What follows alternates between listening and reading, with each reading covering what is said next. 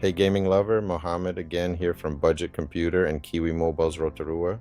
Today I'm guiding you through an HDMI repair, but please note this video is for educational purposes only. Attempting this at home is risky. We are not responsible for any damage if you try this replacement yourself.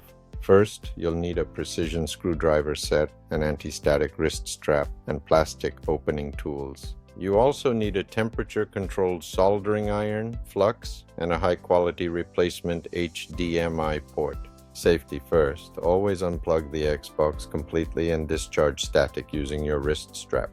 Start by removing the external screws and carefully unclipping the plastic side panels. Work slowly to lift off the outer shell and access the internal metal shielding and motherboard. Under the microscope, identify the damaged port and apply flux to the solder joints. Use your soldering iron and wick to remove the old solder, being careful not to lift any pads.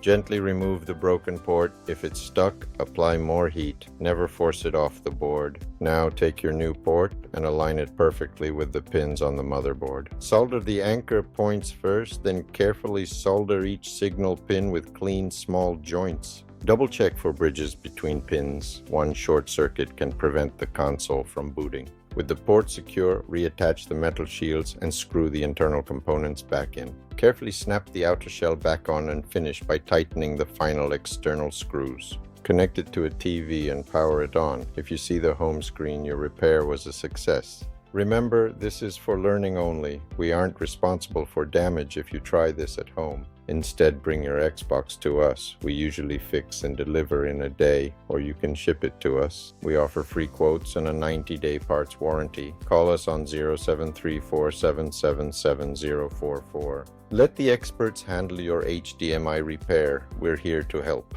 Visit our website for more info.